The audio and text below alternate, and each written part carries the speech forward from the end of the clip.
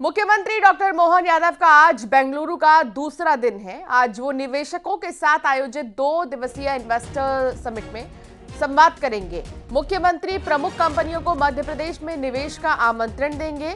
इससे पहले दौरे के पहले दिन मुख्यमंत्री डॉक्टर मोहन यादव ने कर्नाटक के बेंगलुरु में हिंदुस्तान एरोनॉटिकल लिमिटेड के इक्विपमेंट और फाइनल असेंबली का दौरा किया। इस मौके पर उन्होंने कहा कि यहां आकर बहुत अच्छा लगा। यहां प्रधानमंत्री नरेंद्र मोदी स्वयं विजिट करके गए हैं।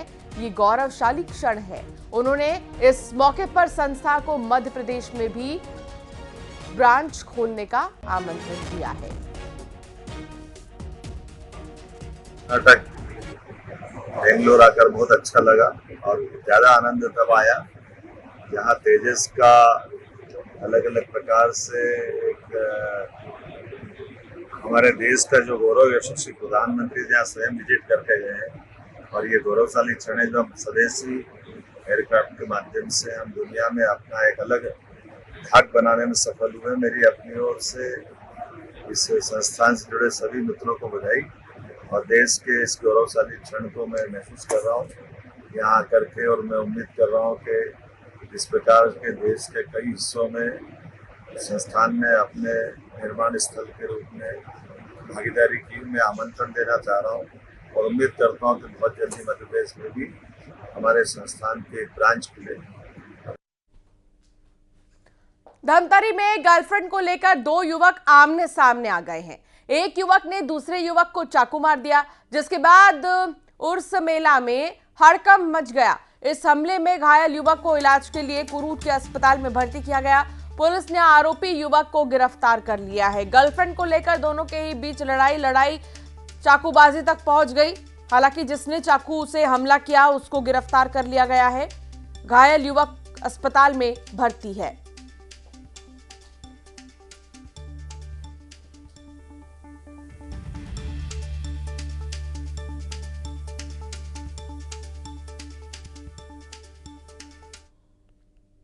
जिसमें 307 की पूर्व में जो इसमें कार्रवाई होती थी, अब बीएनएस के तहत 109(1) के तहत कार्रवाई होगी और साथ ही साथ आर्म्स एक्ट के तहत भी कार्रवाई होगी। ग्वालियर में 17 साल की छात्रा से दुष्कर्म का मामला सामने आया है। छात्रा से एफबी फेसबुक फ्रेंड ने होटल में कोल्ड ड्रिंक में नशीला पदार्थ पिलाकर दुष्कर्म किया है। आरोपी ने छात्रा के अश्लील वीडियोस भी बनाए और वीडियो वायरल करने की धमकी और ब्लैकमेल कर रहा था। पीड़ित छात्रा ने विश्वविद्यालय थाने में शिकायत भी की, जिसके बाद आरोपी सुमित परिहार पर पॉक्सो एक्ट और दुष्कर्म का केस दर्ज कर उसे गिरफ्तार किया गया है। पुलिस ने मोबाइल जब्त कर लिया है, जिसकी जांच अभी की जा रही है।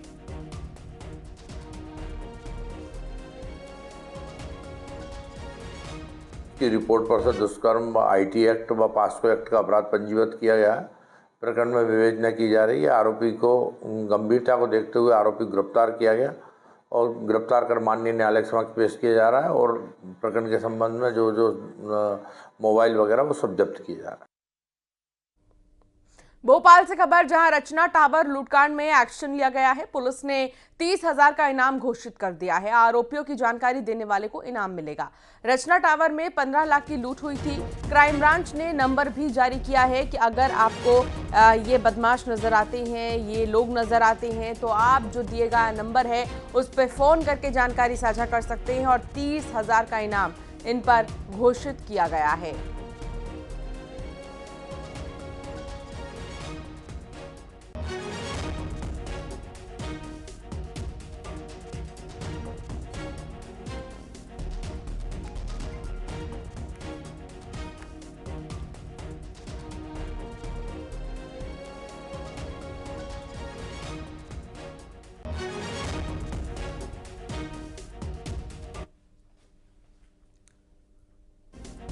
तो रचना टावर लूटकांड में एक्शन लिया गया है। पुलिस ने 30,000 का इनाम भी इन पर घोषित किया। ये 2 लोग आप देख रहे हैं और एक नंबर पुलिस क्राइम ब्रांच की तरफ से भी जारी किया गया ताकि आप इंफॉर्मेशन दे सकें। और इन पर जो इनाम घोषित है 30,000 का इनाम इंफॉर्मेशन देने वाले को दिया जाएगा। वासु चौरे संवाददाता साथ जुड़ गए हैं। वासु, पूरी घटना क्या थी, एक बार उस पर प्रकाश डालिए और अब क्या कार्रवाई आगे चल रही है? दहाड़े रचना टावर जो कि बहुत ही एक वीआईपी रेजिडेंशियल बिल्डिंग है, खासतौर पर सांसद और विधायकों के लिए यहाँ पर जो फ्लैट्स है वो बनाए गए थे और बड़ी लूट की घटना को यहाँ पर अंजाम दिया गया। कट्टे की नोक पर 15 लाख रुपए की लूट जो है वो एक व्यवसाय से की गई और उसके बाद वहां मौके पर पुलिस पहुंची, तफ्तीश की गई, सीसीटीवी वीडियो फोटो जो है वो खंगाले गए और अब जो आरोपी हैं जिन्होंने इस पूरे घटनाक्रम को अंजाम दिया है उनकी धरपकड़ तेजी से हो सके, जल्द हो सके, उसको लेकर पुलिस कोशिश कर रही है और यही वजह है कि 30-30 हजार रुपए का जो इनाम है वो घोषित किया गया है और नंबर भी जारी कर दिए गए हैं जिस पर आप सूचना कर सकते हैं अगर आपको कोई इन्फॉर्मेशन मिलती है तो। जी बिल्कुल, और एक हेल्पलाइन नंबर भी जारी किया गया है पुलिस की तरफ से ताकि जानकारी साझा की जा सके। बहुत शुक्रिया वासु जानकारी साझा करने के लिए। भोपाल में किराए पर गाड़ी बुकिंग कर चालक से की गई लूट मामले में पुलिस ने 3 आरोपियों को गिरफ्तार किया है। आपको बता दें कि रातीबड़ में 8 लाख की लूट हुई थी, जिसमें कि लुटेरों ने ड्राइवर को बंधक बनाकर कार, पैसे और मोबाइल लूट लिए थे। पुलिस ने लूट के सामान को जब्त कर लिया है, जिसकी कीमत करीब 8 लाख रुपए है। पुलिस को कई जिलों के प्रमुख चौराहों पर करीब 450 कैमरों को खंगालने के बाद लुटेरों का सुराग मिला है। कई थानों में आरोपियों के खिलाफ डकैती, मारपीट और जान से मारने की धमकी जैसे जघन्य अपराध के मामले दर्ज है। आरोपी को पकड़ने वाली पुलिस टीम को पुरस्कृत किया जाएगा।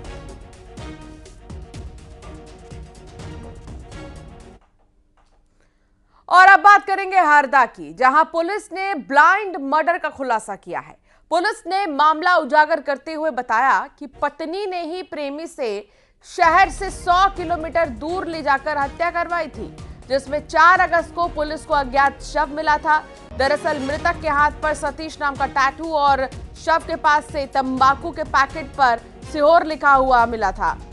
उसके बाद पुलिस ने सीहोर के सभी पुलिस स्टेशन में सतीश के शव का फोटो भेजा।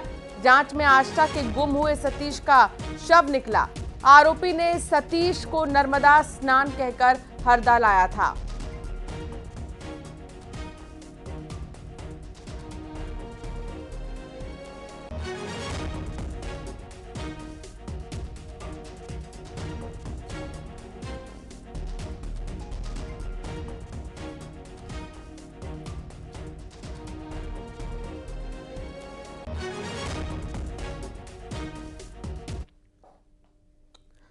ग्वालियर पुलिस ने मानव अधिकार का संरक्षण संगठन की आड़ में ब्लैकमेल करने वाली गैंग को दबोचा है। गैंग के सदस्य एक ब्यूटी पार्लर पर 50,000 की वसूली करने के लिए पहुंचे थे। खबर मिलते ही विश्वविद्यालय पुलिस ने गैंग के 3 सदस्यों को दबोच लिया। पुलिस को इन लोगों के पास से मानव अधिकार संरक्षण के आई कार्ड्स भी मिले हैं। एसपी धर्मवीर सिंह यादव ने बताया है कि आरोपियों से पूछताछ की जा रही है। उनके मोबाइल डेटा के आधार पर ही अन्य वारदातों का खुलासा भी होगा।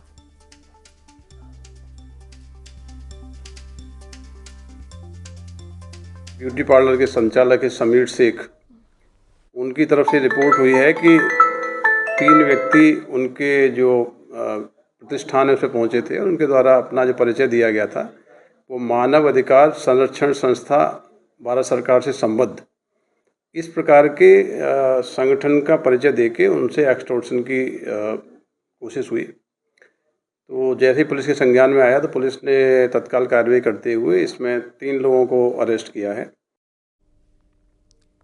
शाहजहांपुर में बुजुर्ग महिला की जान बाल बाल बची। जी हां, हम ऐसा क्यों कह रहे हैं, सबसे पहले आप इस वीडियो को देखिए। बुजुर्ग महिला के ऊपर से मालगाड़ी गुजर रही है। महिला को मालगाड़ी के नीचे से सुरक्षित बाहर निकाला गया। दरअसल आत्महत्या करने के लिए पटरी पर बुजुर्ग महिला लेटी थी, लेकिन भगवान भी नहीं चाहता था कि इसे कुछ हो। पारिवारिक विवाद के बाद आत्महत्या की कोशिश कर रही थी, लेकिन उसकी जान बच गई। लेटी तो थी वो अपनी जान देने के लिए, लेकिन मालगाड़ी गुजर गई, उसे कुछ भी नहीं हुआ। जिस भी लोगों की नजर पड़ी महिला पर, उन्होंने फौरन उसे बाहर निकाला। लेकिन आप ऐसा कभी मत कीजिएगा, क्योंकि हर बार नहीं बचते लोग। बाल बाल बुजुर्ग महिला की जान बची। पारिवारिक विवाद से परेशान थी बहुत ज्यादा, और जान देने की कोशिश कर रही थी, आत्महत्या के लिए यहाँ पर पहुंची थी, लेकिन उसे कुछ भी नहीं हुआ, बल्कि लोगों ने जैसे ही उनकी नजर पड़ी उसे बाहर निकाला।